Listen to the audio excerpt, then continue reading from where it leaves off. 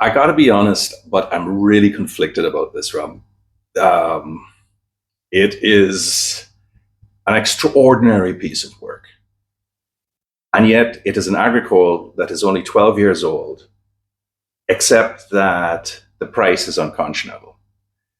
And I understand completely why it is. It's an ultra exclusive bottling from Neisson, and I happen to have gotten a sample of it that I'm really quite fortunate to have tried and tasted because it shows pretty much the heights to which agricole rums can aspire, especially aged ones. And of course, as I've mentioned in the past, there are issues there, right? As this cask starts to take on a greater influence. Let's see what we have. This is a Neisson Vieux Agricole that was distilled in 2013, and it is a very special one because it isn't actually for general release. Single barrel, 33 decanters, and the decanters are actually quite large, and it is part of what is referred to as the Neisson Mizunara project. And part of the aging is in the either French oak or ex cognac or ex bourbon barrels for an unspecified piece of time. But it does have a significant portion of the aging of several years in Mizunara cask from Japan. And the idea was to create a limited edition, very limited edition of agricultural rum and to explore the concept of time, which is to say that the period by which there's the agricultural cycle of the cane, the maturation period, the harvesting, the crushing, the distillation, and then the gradual aging. And on top of that, there is each bottle, which is actually a carafe, beautifully done, nicely etched, has got works alongside it from the Franco-Vietnamese artist Cyril Kongo, who is quite famous on the international art scene, although I have not seen very many of his works myself. The Let's see, it's barrel number 284, June, I think it was distilled in June 30th, 2013, and it is going to be released in June of 2026, which is to say this month, just around the same time that I'm doing this. I'm going to give you the tasting notes first before I get into the last bit, which I'm going to have to comment on because, well, I just have to. Is there anything else that I'm missing here? Oh, right, sorry. It's 49.2%. Let's see what we have here.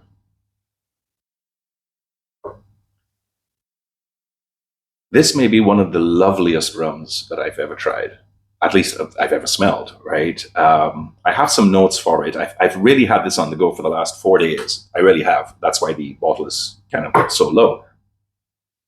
But what is really impressive about it is that it has enough of the agricole notes remaining after the aging, which is to say, you have a certain vegetal side to it. You've got spices like cinnamon and vanilla and paprika, sweet paprika at that.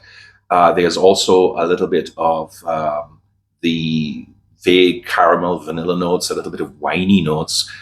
There is also quite a bit of honey. It's sort of like fresh off the comb thing. So you get also getting a little bit of wax, a little bit of rubber, turpentine, acetones, that kind of thing. And in my notes, I mentioned a little bit of licorice and anise in the background there, a sprig of mint, and even a little bit of dusty cardboard and paper, like when you walk into an old house where there's some old clothes moldering away in a cupboard that hasn't been opened for too long, that kind of thing. It's not unpleasant by any means. There's no hogo or any sort of meatiness to it. But the thing is, it presents as extraordinarily firm, and the scents are very precisely dialed in. It is an incredible piece of nosing here.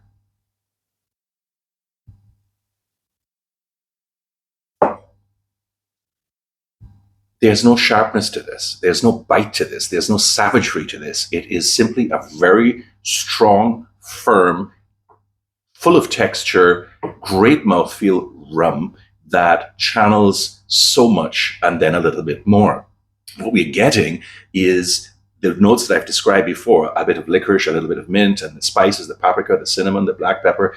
There's a little bit of honey and wax and rubber and turpentine and acetones. There is that herbalness to it, the parsley, the dill kind of thing. And at the end of the day, it's a little bit sweet, just enough to make it a silky thing that's like, I don't know, Poseidon stroking your tongue with his pitchfork kind of vibe to it, right? That's just me going off the rails with my wording here again. The important thing to understand, though, is that Mizunara cask, because Mizunara casks are porous and highly aromatic woods in Japan that are often used to age whiskies, but they're tough to work with. And what they do is they impart additional notes to it that you wouldn't get from stuff that we're used to. So there is actually a slight aromatic woodness to it, perhaps cedar or sandalwood or eucalyptus, a drop or two of eucalyptus. And what I'm left with is a sort of a vibe of incense. I've moved around the world enough to been in lots of different temples and lots of different houses where incense sticks are part of the religious ceremonies. I know what the smell is, and there's various different kinds, of course, aromatic and otherwise, but that's the vibe I'm getting. In other words, this is a rum that ennobles the whole point of Agricole's. And Neisson is a small distillery, right? Neisson is one of the last privately held distilleries in Martinique. I think La Favorite is the other. And the last I heard, that they're small enough to have a mere 900 barrels aging away in their warehouse. That's not a lot when you consider the tens and hundreds of thousands of barrels that other bigger makers have in theirs. I think DDL has a few 100,000 just as a comparison, although it's inexact. That said, they clearly have seen the writing on the wall and realized that, okay, they can certainly produce everyman mass market rums, but the real money and the real aspect of it that will make their names is, in point of fact, premiumization. And have they ever gone with that? I mean, when you take into account the rarity of this thing, when you take into account the age, the involvement of Mr. Kongo in the art project part of it, the carafe, which is probably some kind of uber expensive Lalique crystal. I jest, but I just don't know. I just know that there's not very many of it and it's quite expensive. And that's why they have gone this way. But having said all of the above, for all of its quality, for all of what I think this is, the fact of the matter is that it is not aimed at you and me. It is a 19,500 euro rum. Yeah, that's not going to happen. Not for me, not for you. This is aimed at serious collectors with very deep pockets. These are people, who can basically pay my mortgage, with petty cash. And my idea of beer money for them is what they would put in for, parking suite, small change. It's ridiculous. It's not that I am casting aspersions on their desire to make that money for what is a very exclusive piece of work. They know what their market is. But it reminds me somewhat of the Appleton 50 or some of the uber expensive rums I've seen in the past that cost £5,000 and £10,000. This is an order of magnitude greater. And therefore, it is absolutely meant to go to the serious collector.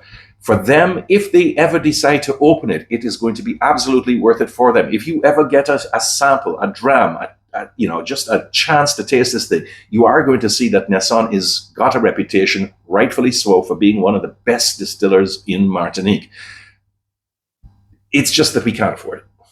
And that's really unfortunate, and it causes me some grief that I never will, so that I can share it around with all my friends.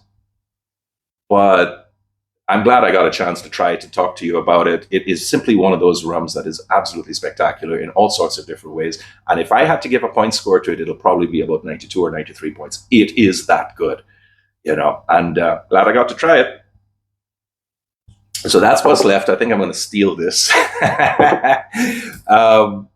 What can I say? I've got some more Neissons to look at in a few minutes, and I will do a couple of extra reviews of some other stuff that they have, some of which is also quite pricey, but it's important to understand how good this stuff really is, and I think you'll find that it is worth it. That's it for today, and thanks for watching. I will talk to you next time, hopefully with another Neisson. Take care. Bye-bye.